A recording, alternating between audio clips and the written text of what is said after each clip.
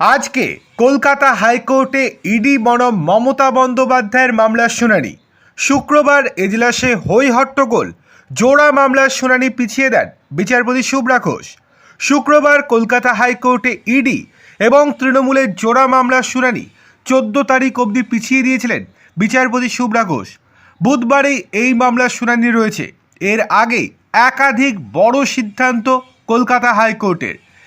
কি সিদ্ধান্ত চলুন দেখে নেওয়া যাক। তার আগে আপনাদেরকে অনুরোধ, ভিডিওটি ভালো লেগে থাকলে লাইক, কমেন্ট, শেয়ার এবং সাবস্ক্রাইব করতে একদম ভুলবেন না। চলে আসি বিস্তারিত খবরে। আইপ্যাক কাণ্ডে ইডি তৃণমূলের জোড়া মামলার শুনানিতে হবে পুরোপুরি ক্লোজ ডোর। এজলাসে থাকতে পারবেন শুধু মামলার সঙ্গে সম্পর্কিত আইনজীবীরা। বিচারপতি শুভ্রা ঘোষের এজলাসে মামলায় হবে লাইভ স্ট্রিমিং। সুতরাং কোনো তৃণমূলের এক্সট্রা আইনজীবী এসে হই হট্টগোল করে মামলা বানচাল করতে পারবেন না আজকে। অন্যদিকে লাইভ স্ট্রিমিংয়ের মাধ্যমে গোটা রাজ্যবাসী জানতে পারবে এবং দেখতেও পারবে যে কী হচ্ছে এজলাসে। অন্যদিকে আরও কয়েকটি নির্দেশ দিয়েছে হাইকোর্ট। বিচারপতি শুভ্রা ঘোষ জানিয়েছেন, আজকের শুনানিতে যে সমস্ত আইনজীবী উপস্থিত থাকবেন তারা মামলার সঙ্গে যেমন সম্পর্কিত, তারা যেন কোনো রকমভাবে হই হট্টগোল না করে।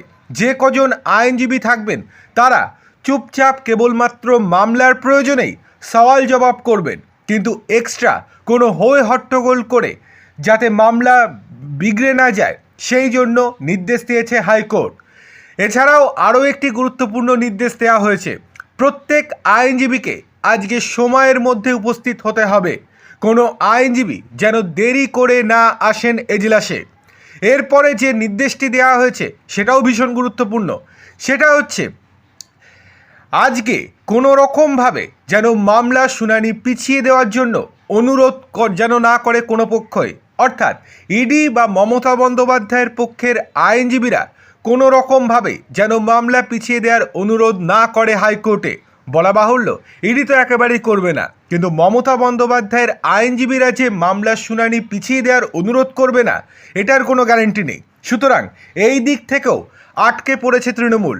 এই নির্দেশের পর বড় সড়ো অস্বস্তিতে মমতা বন্দ্যোপাধ্যায়।